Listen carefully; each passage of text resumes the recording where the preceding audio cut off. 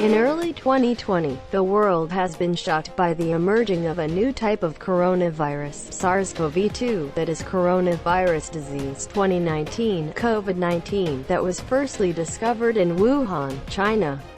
From the diagram, we know that in Indonesia, the COVID-19 outbreak has been rapidly spreading for about the last 3 months.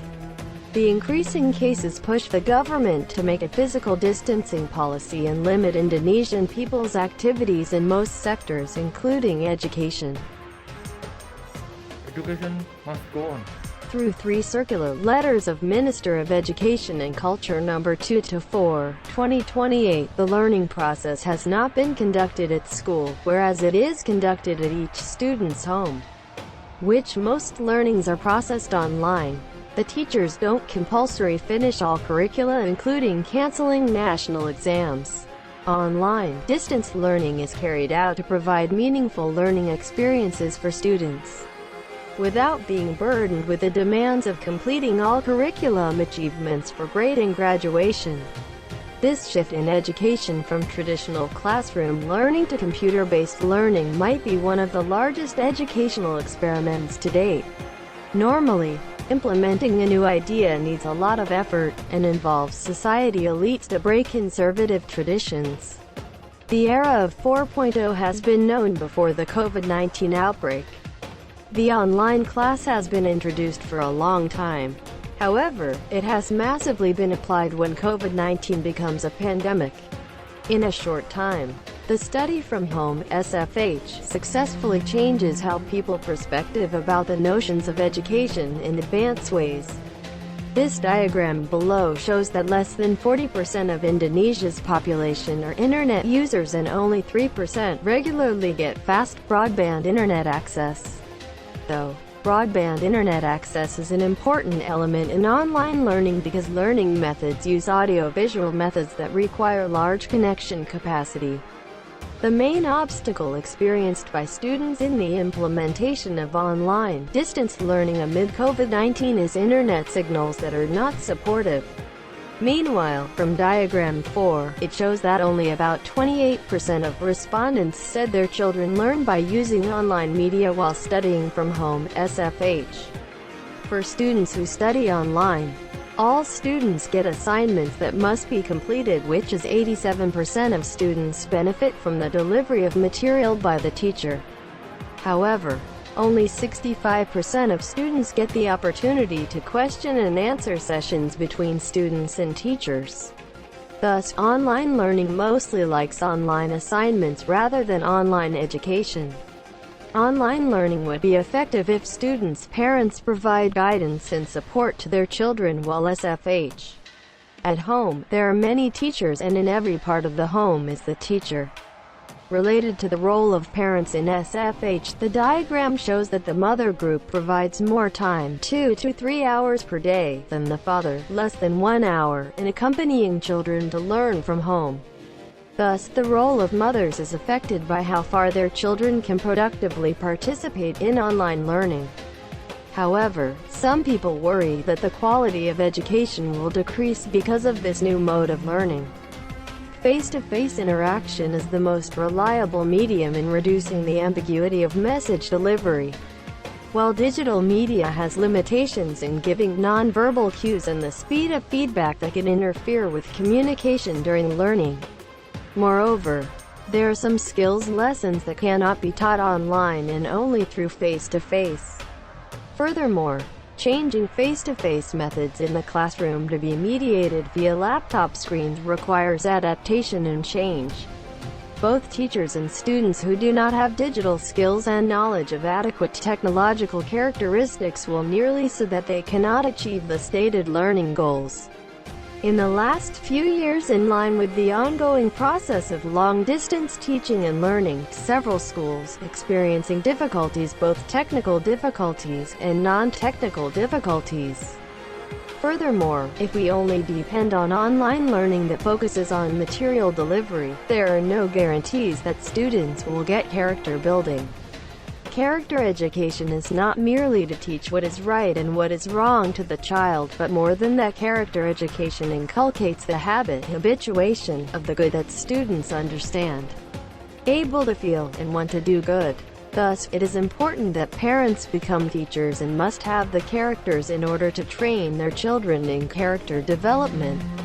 Parents' influence through word and deed provides a child's first encounter with education and the object lessons of the most effective character. However, do most Indonesian parents aware and ready to become a good teacher for their children? How about the teachers? They have big responsibilities to deliver material to their students from different room classes. Without face-to-face, they must make sure all their students can understand what they are taught. More importantly, how to make sure all students give full attention to online classes. Because some students can skip classes or sleep or do other activities even though their account looks active in an online class. Another problem is financial support for the teacher. Like their students, teachers also provide internet quota by themselves for conducting online learning.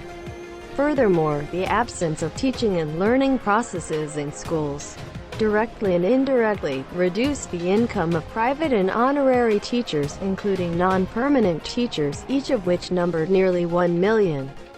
Poverty and disaster, how poor students survive.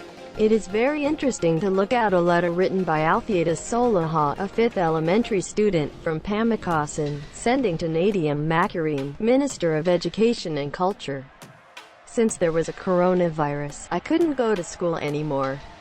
But it could reduce my mother's burden because I could help my mother's work. Mr. Minister, I was born from a poor family. My parents are only farm workers. With the corona, I was confused because I had to study using an Android cell phone while I didn't have one. I also feel sorry because my mother had to find debt to buy her internet package so I could study at home. If the minister still wants to take the school off, I just want money and an internet package to study independently at home.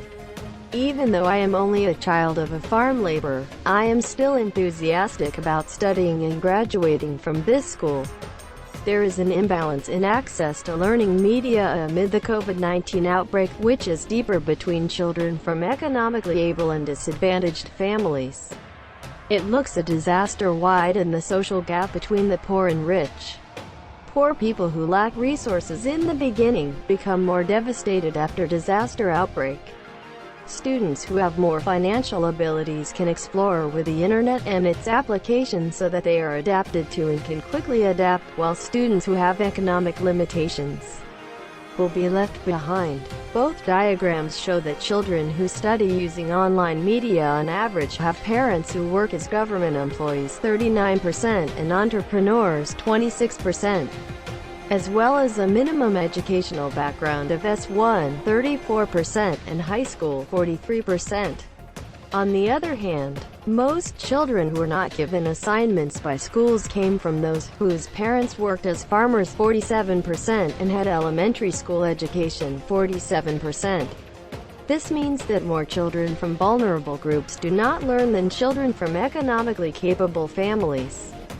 The user's socio-economic status also influences the level of competence and literacy in using ICT. Students who come from underprivileged families are very likely to not have a computer or internet connection, so they experience limited physical and material access to digital technology. If people with low levels of internet skills fail to find information online while increasing the amount relevant to daily life becomes easier to access on the internet, they become increasingly disadvantaged. Thereby, this enables online, distance learning to deepen social inequality. Moreover, because most parents have less knowledge and comfort with ICT or online media, parents and their children who are economically disadvantaged families experience a knowledge gap regarding digital media. The millennial generation is considered more adaptive and skilled at using digital technology than the generation of parents. Meanwhile, well-understanding of parents regarding ICT is essential in optimizing online learning, so their children can get helpful tutors while SFH. Thus, parents from poor families face serious barriers supporting their children to SFH. COVID-19 affect all people including elite class, but the lowest class must struggle harder considering the majority of them depend on daily work. Indeed, mass unemployment in the last 3 months has given serious signals to many students from vulnerable families. Since the home study policy was implemented nationally starting the 16th of March 2020, there have been indications of rising schools dropout rates in various places, starting from Papua, North Maluku, to Jakarta, which are classified as red zones in the spread of epidemics. Particularly from rural areas are also expected to rise.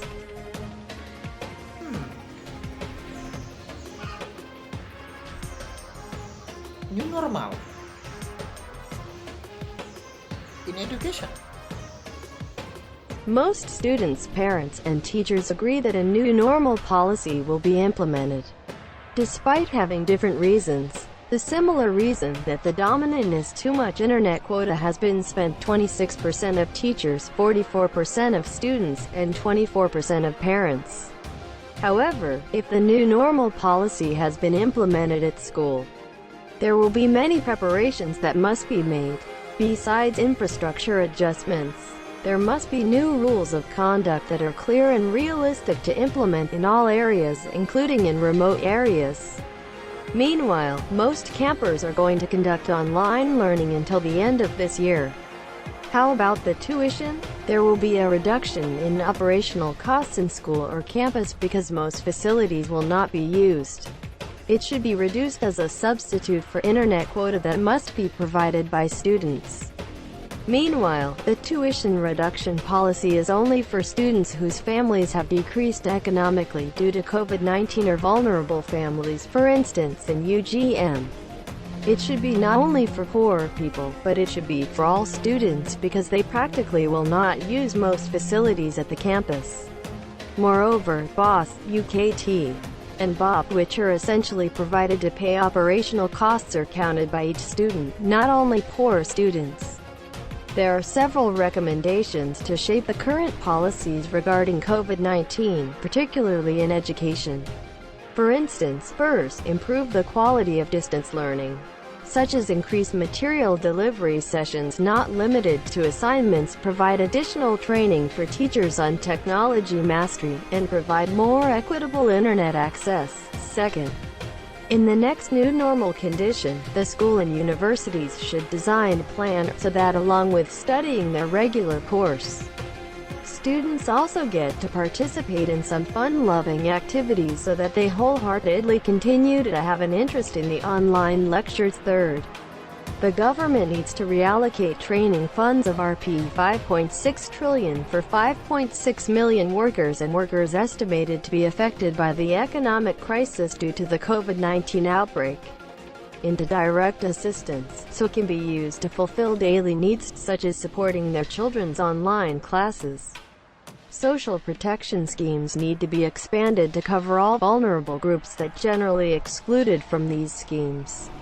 Furthermore, the benefits need to be increased as well, particularly for children in school. If allowed, the universal child grants should be provided, and local governments can empower village communities such as Taman Bakan Masyarakat (TBM), youth groups, Posyandu or PKK administrators, and village officials, supporting study from home. Consider to scale up the SFH options, including less use of high-tech instruments such as smartphones and laptops, and utilize more conventional and low-cost technologies such as television or radio programs, and make them accessible to all children in Indonesia.